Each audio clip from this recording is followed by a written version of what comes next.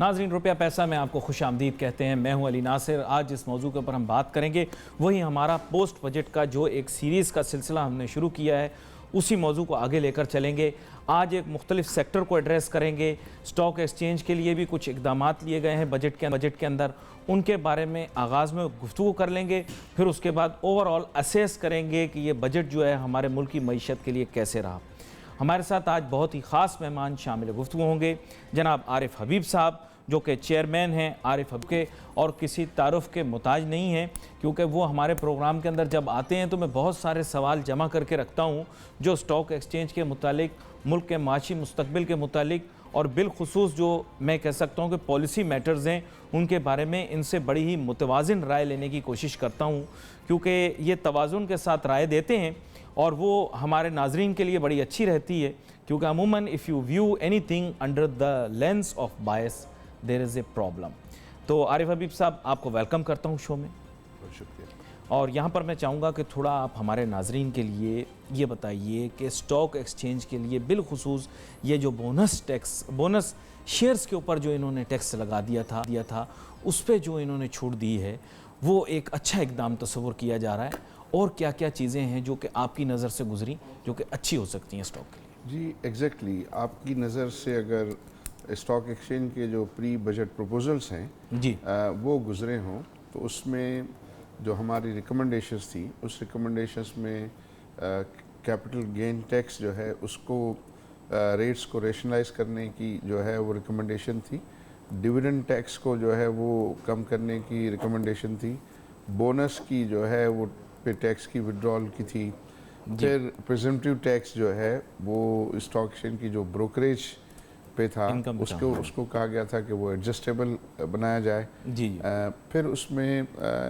Listing کے لیے جو ہے وہ اٹریکٹ کرنے کے لیے کمپنیز کو جو ٹیکس کی مراد تھی اس کے لیے تھی, تو اس میں حکومت نے جو ہے وہ بونس ٹیکس کی جو ہے وہ پروپوزل کو اگری کیا اور پریزمپٹیو ٹیکس بروکریج پہ اس کو اگری کیا, اور جو سپر ٹیکس اور کارپوریٹ ٹیکس کی ریڈکشن جو ہے اس کی جو ریکمنڈیشن تھی اس پہ انہوں نے پارٹلی اس کو جزوی طور پہ کیا اور اس کا ایک پلان دے دیا کہ سپر ٹیکس جو ہے وہ 3 سال کے اندر وڈرا ہو جائے گا اور کارپوریٹ ٹیکس ریٹ 5% جو ہے وہ 5 سال میں کم ہو جائے گا. تو میں سمجھتا ہوں کہ انڈر دی سرکمسٹانسز یہ it is a good of government کہ انہوں نے اس بات کو جو ہے وہ سمپیتھیٹیکلی دیکھا اور اس میں سے کچھ چیزوں کو جو ہے وہ کر دیا جو آئی تھنک کیپٹل مارکیٹ کی ڈیولپمنٹ میں ایک ان کا پازیٹیو کنٹریبیوشن ہو. اچھا, ایک آپ کی پرسنل رائے لینا چاہوں گا کیونکہ سرمایہ کار ہمارا پروگرام اب دیکھتے ہیں, ظاہری بات ہے لوگوں کی توجہ اسی طرف ہے. کیپٹل گینز ٹیکس کو یکسر ہی ختم نہ کر دیا جائے, کوئی جیسے بونس ٹیکس کو ختم کر دیا گیا, کیونکہ اس سے بڑی پیچیدہ قسم کی صورتحال کریٹ ہوتی ہے. آج مارکیٹ اچھی ہے ٹھیک ہے, کل مارکیٹ اگر خدا نہ خواستہ اس پہ دباؤ آیا تو اس نتیجے میں پھر آف سیٹ کے اندر پھر اسٹیٹ کو شاید ہمیں پے بیک کرنا چاہیے اگر خدا نہ خواستہ پہلے والی صورتحال بنی تو. جی ایکچولی آئی تھنک یہ جو 100% ایگزمپشن تو مجھے لگتا ہے کہ اتنا زیادہ مناسب نہیں ہوگا, ٹھیک ہے, کیونکہ ورنہ پھر اسٹاک ایکسچینج جو ہے ہمیشہ انڈر کرٹیسزم رہتا ہے کہ وہ پروفٹ میں جو ہے وہ مارکیٹ بڑھ گئی تو اسٹیٹ کو اس میں کیا جو ہے فائدہ ہوا. آئی بلیو کہ مارکیٹ اگر بڑھے اور لوگوں کو کیپٹل گین ہو تو اس میں ایک حصہ جو ہے وہ گورنمنٹ کو بھی ملے تو آئی تھنک اس میں کوئی مذائقہ نہیں ہے.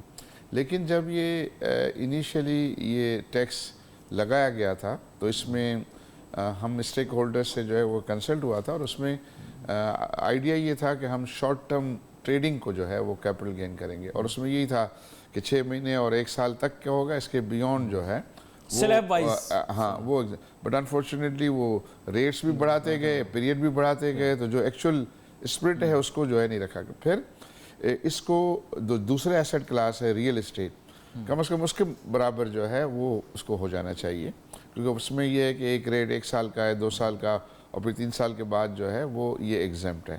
تو اسی کو جو ہے وہ ریکمنڈ کیا گیا تھا کہ جو اوریجنلی جو اگریمنٹ تھا اسٹیک ہولڈرز اینڈ گورنمنٹ کا اس کو آئی تھنک آنر کرنا چاہیے.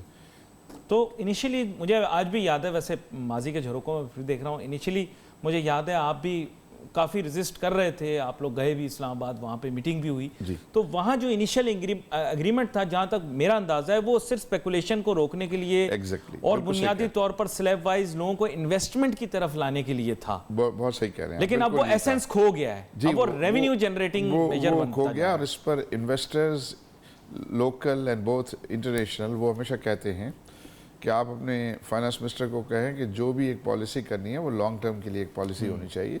ये हर साल जो है वो उसमें चेंजेस आना is not good for investment planning. तो लिहाजा जो है वो ओरिजिनल जो स्पिरिट थी, उस स्पिरिट पे जो है वो गवर्नमेंट को चाहिए कि कायम रहे। सर, इस मुल्क का अलमिया ये है कि जो पॉलिसी मेकर हैं वो प्लाट ख़रीदो फरोख्त करते हैं, शेयर्स उनको समझ में नहीं आते। अगर उनको शेयर समझ में आते होते तो वो ज़रूर छूट देते। वो कहते हैं कराची में बैठ के पैसे कमा रहे हैं, हम प्लाट खरीद रहे हैं, बेच रहे हैं, इनको पकड़ो, इनसे पैसे पकड़ो। मैं इस तरह तो मैं नहीं कहूँगा। आई थिंक ये ऑनरेबल लोग हैं जो भी पॉलिसी मेकर्स हैं, और वो जो भी आई थिंक उनको समझ आती है in the interest of the country, वो आई थिंक वो पॉलिसी बनाते हैं। ये आपकी मैं कहूँगा कि बड़ा पेशेंट और बड़ा बैलेंस्ड किस्म का आपने व्यू दे दिया। बट अच्छा, let me ask you very difficult question, I don't know whether I should be asking you this. आपको लगता है कि ये गवर्नमेंट जो अभी रूलिंग पार्टी है, it will be making the next government, just for my own information सेक, या आपको लगता है को आपकी राय को लोग बड़ा मतलब संजीदगी से लेते हैं? आई थिंक ये मुझे इस तरह पब्लिकली कहना तो जो है वो उतना मुनासिब नहीं लगता है। मैं तो ये कहता हूँ कि ड्यू प्रोसेस जो है वो ट्रांसपेरेंट, कंटिन्यूटी ऑफ पॉलिसी के बारे में बता दें। एंड आई थिंक पॉलिसीज़ जो है वो एक पाकिस्तान की खूबी ये है कि जनरली तमाम पॉलिटिकल पार्टीज़ जो है उनकी इकोनॉमिक पॉलिसीज़ के बारे में जो स्टेटमेंट्स हैं वो एक ही जैसे हैं, और वो मैं समझता हूँ ये पाकिस्तान की एक स्ट्रेंथ है। और हम ख़ास तौर पे जब फॉरेनर्स को पिच कर रहे होते हैं पाकिस्तान को, तो हम यही कहते हैं कि मुख्तलिफ जो पार्टीज़ हैं उनका जो इकोनॉमिक एजेंडा है उसमें काफ़ी हद तक जो है वो मुताबिकत है। बेशक उनकी इम्प्लीमेंटेशन स्पीड में जो है वो फ़र्क हो सकता है। तो मैं ये कहूँगा कि इलेक्शन जो है वो वक्त पे होना चाहिए, आई थिंक ट्रांसपेरेंट होना चाहिए, सही तरीके से ईमानदाराना होना चाहिए, ताकि सही आवाम की जो राय है वो रिफ्लेक्ट हो रिजल्ट्स में। अच्छा, यहाँ पर एक चीज़ पूछना चाहूँगा, you played a prominent role in funnelling a lot of investment into Pakistan when times were good, और बहुत सारे सेक्टर्स उसमें एक्सप्लोर हुए। लेकिन अनफॉर्चुनेटली काफ़ी अरसे से कोई पॉलिसी मेकिंग इस तरह से नहीं हो रही जो कि एफडीआई को अट्रैक्ट कर सके या फॉरेन इन्वेस्टमेंट को मतलब सही से अट्रैक्ट कर सके, और ये एक बहुत बड़ा अलमिया रहा है। इस बजट के अंदर इसके बारे में कोई मेजर्स लिए गए हैं या नहीं लिए गए, इसके बारे में मैं आपसे पूछूंगा। लेकिन मुझे एक छोटी सी ब्रेक के बाद जब हम वापस आएंगे तो हम जानने की कोशिश करेंगे कि इस मुल्क के अंदर सरमायाकारी को इनकरेज करने के लिए कौन से स्टेप्स लिए गए बजट के अंदर। Let's take a short break.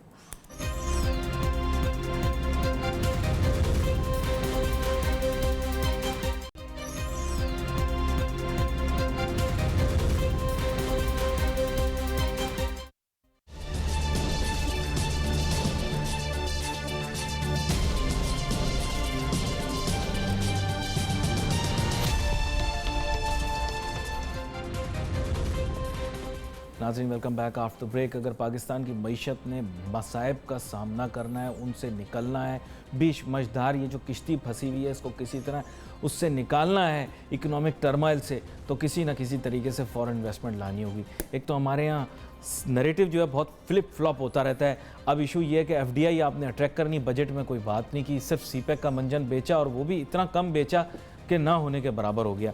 यहाँ पर मैं चाहूँगा आरिफ हबीब साहब, आपसे मैं ये जानने की कोशिश करूँ कि बुनियादी तौर पर इन्वेस्टमेंट को फनल करने में, चैनल करने में एक वक्त पर आपने बहुत बड़ा किरदार अदा किया। बहुत सारे अनएक्सप्लोर्ड सेक्टर्स थे, you went there, you and other businessman like yourself. लेकिन आज इशू ये है कि एफडीआई की ज़रूरत है। कोई पॉलिसी मेकिंग या बजट में कोई ऐसी चीज़ दिखाई नहीं दी, आपको कुछ दिखा तो मुझे भी बताएं। ठीक है, एक्चुअली देखें, इन्वेस्टमेंट अट्रैक्ट करने के लिए दो इम्पोर्टेंट फैक्टर्स हैं। एक तो ये है कि आपके मुल्क में कॉस्ट ऑफ प्रोडक्शन जो है वो कम होनी चाहिए। तो आप जब ही जाके जो है वो कॉम्पिटिटिव बनते हैं, और जब फॉरेन इन्वेस्टर्स हैं पर्टिकुलरली वो ये देखते हैं, उनके पास मुख्तलिफ ऑप्शंस अवेलेबल होते हैं, तो वो देखते हैं कि कहाँ उनके कॉस्ट जो है, कॉस्ट ऑफ प्रोडक्शन कम होगा, उस मुल्क में फिर वो जाके ताकि इंटरनेशनल मार्केट में वो कम्पीट कर सके, और लोकल इन्वेस्टर भी ये चाहेगा। दूसरा ये था कि हमारे जो टैक्स रेट्स हैं वो भी इन्वेस्टर देखता है कि मुख्तलिफ जुरिस्डिक्शन में टैक्स रेट जो है वो क्या हैं। अनफॉर्चुनेटली इन दोनों जो है वो स्टैंडर्ड्स पे پاکستان جو ہے وہ کافی پیچھے ہے، کیونکہ ہمارے ہاں گیس کی پرائس جو ہے وہ ریجن میں تقریباً ڈبل ہے، اور اسی طرح الیکٹریسٹی کی پرائس جو ہے وہ about 40-50% is higher than the average region. پھر تو یہ دو چیزیں جو ہے اس میں بارے میں بجٹ میں جو ہے وہ کوئی مجھے ایفرٹ نظر نہیں آئی. ہاں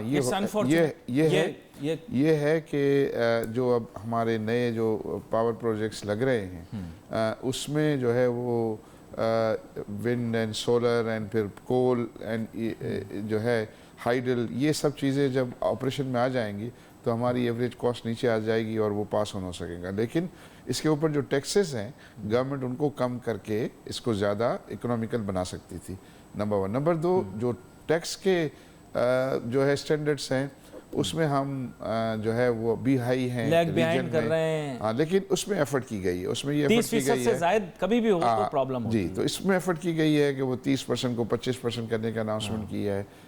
سپر ٹیکس کو جو ہے وہ کم کرنے کی جو آئی تھنک خوش آئند بات، اور یہ بونس پہ ٹیکس ہٹانا یہ بھی آئی تھنک اسی ڈائریکشن میں ایک قدم ہے.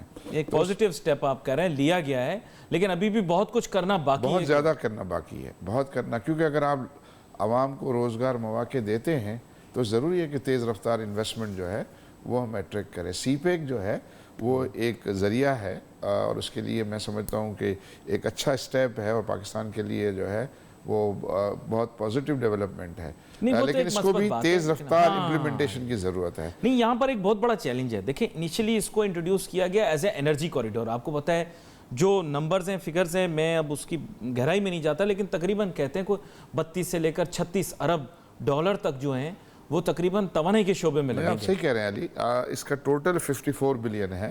14 بلین جو ہے government to government infrastructure development کے لیے، اباؤٹ 40 بلین جو ہے جس میں سبسٹینشلی انرجی ہے. بٹ میرا پوائنٹ یہ ہے کہ اس کو بھی ہم اویل بہت سلو کر رہے ہیں.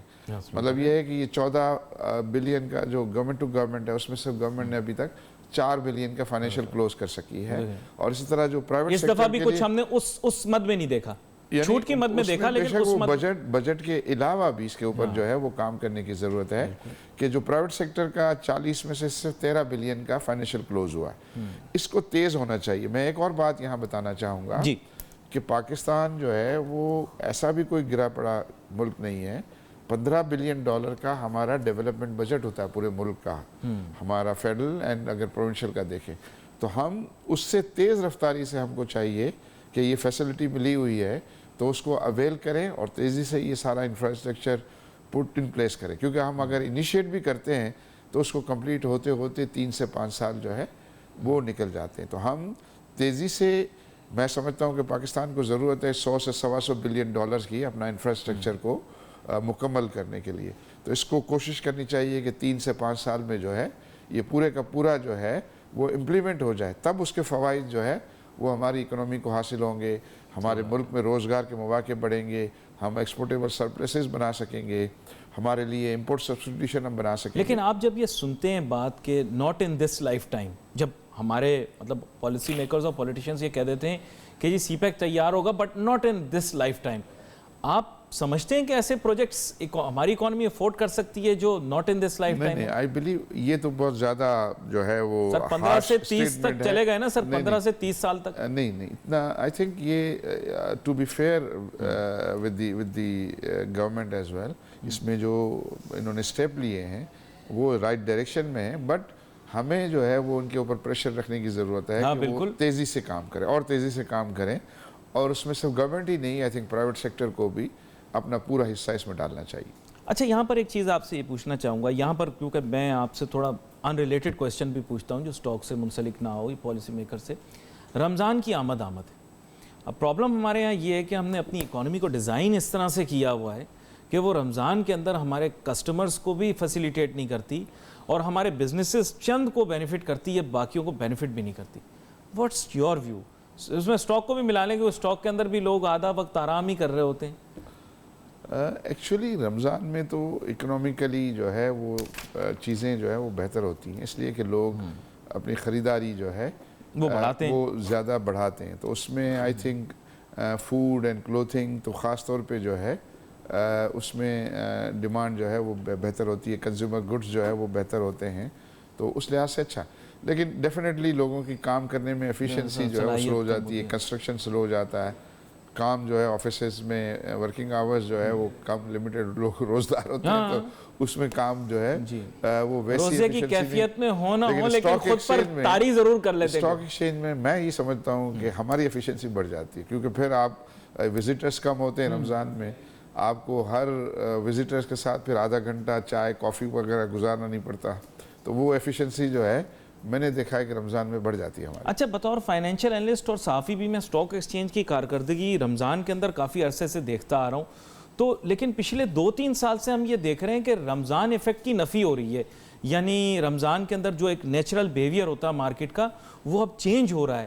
ایسا کیوں ہے؟ کیا سرمایہ کاروں کی توجہ اب بڑھ گئی ہے یا کیا وجہ بنتی ہے اس میں؟ اب آٹومیشن ہے، لوگ زیادہ پہلے کے مقابلے میں پروفیشنل بھی ہو رہے ہیں، یہ اب نئی جو ٹیکنالوجی وغیرہ کا سلسلہ ہے تو اس میں پرسنل ایفرٹ آپ کو جو ہے وہ کم لگتا ہے. ورکنگ آور کم ہونے کے باوجود ویسے میں بتاؤں کہ اسٹاک ایکسچینج کا اگر آپ 10-15 سال کا ریکارڈ لیں گے تو نارملی رمضان میں جو ہے وہ مارکیٹ اچھا پرفارم کرتی ہے. جی اس میں نے یہی دیکھا کہ پہلے دوسرے تیسرے عشرے میں ہر ایک میں بیہیویئر فرق ہوتا ہے، لیکن ایونچولی لوگ آخر میں عید سے پہلے اچھے پیسے لے جانے میں بلیو کرتے ہیں. تو مارکیٹ نام ہی سیکھا ہے کہ وہ ہمیشہ بیہیویئر ڈیفرنٹ ہو، اگر وہ پریڈکٹیبل ہو تو پھر مارکیٹ نہیں ہے. یہ بڑی اہم بات ہے. ویسے آج اس کے یہ معنی ہے کہ آپ سے پریڈکشن لی جا سکتی ہے مارکیٹ کی. سر ایک مختصر سا سوال کروں گا، پھر اس کے بعد جو ہے مجھے بریک پہ جانا ہے. آپ سے یہ جاننا چاہوں گا، یہ نئی مینجمنٹ آئی، ان کے آنے کے بعد کچھ حالات میں تبدیلی آئی ہے؟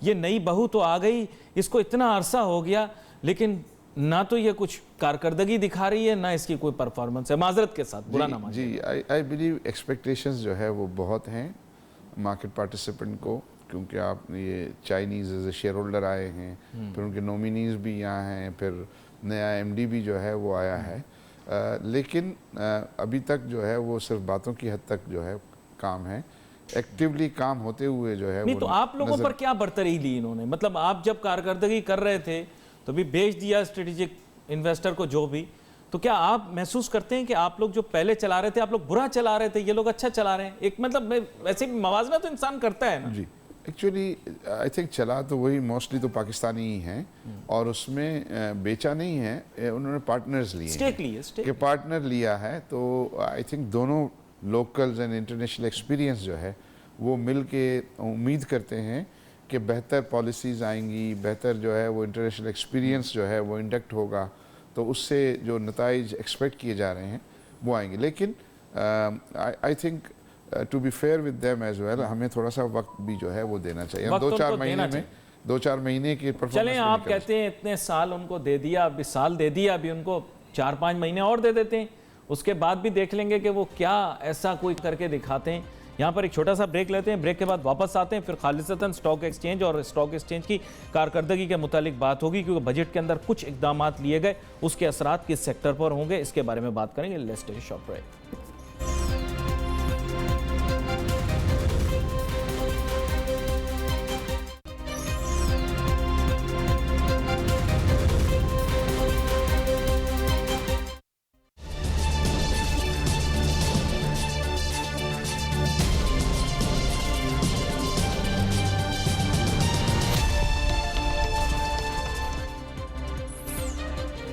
ناظرین ویلکم بیک آفٹر بریک. گفتگو ہماری جاری ہے، بات کر رہے ہیں بجٹ کے اوپر، اور اب ہم بات کریں گے بجٹ کے اندر لیے گئے اقدامات اور سٹاک ایکسچینج کے اوپر، اس کے اثرات. ہمارے ساتھ موجود ہیں جناب عارف حبیب صاحب. عارف حبیب صاحب، بنیادی طور پر جو ہی بجٹ کا اعلان ہوا کچھ لوگ تو اتابلے ہو گئے، انہوں نے کہا فلاں سیکٹر میں شیئر بڑھ جائے گا، فلاں سیکٹر میں شیئر بڑھ جائے گا، اس کو یہ فائدہ ہوگا اور اس کو وہ فائدہ ہوگا. اگلے دن سٹاک ایکسچینج کھلی، کوئی اثر ہی نہیں ہوا، بے اثر. مطلب ویکینڈ کے بعد جب سٹاک ایکسچینج کھلی، لوگ بڑے جناب جوش و جذبے اور ولولے کے ساتھ پہنچے کہ بھئی اگلے دن مے ڈے ہے، کچھ کما کے نکلیں گے. کچھ بھی نہیں ہوا. یہ کیا ہوا عارف حبیب صاحب؟ ان اتاروں میں ہم لوگ بھی شامل تھے. تو اس دن جو تمام جو ہے ہمارے جو ایکسپرٹس ہیں وہ 2 دن تک جو ہے وہ ڈسکشن کرتے رہے، کیونکہ فرائیڈے کو جو ہے وہ آیا، پھر سیٹرڈے سنڈے. میں اس وقت نہیں تھا کراچی، بٹ ہماری ٹیم نے تمام جو فنڈ مینیجرز ہیں ان کے ساتھ کیا، کارپوریٹس جو ہیں ان کے ساتھ ڈسکشنز کی.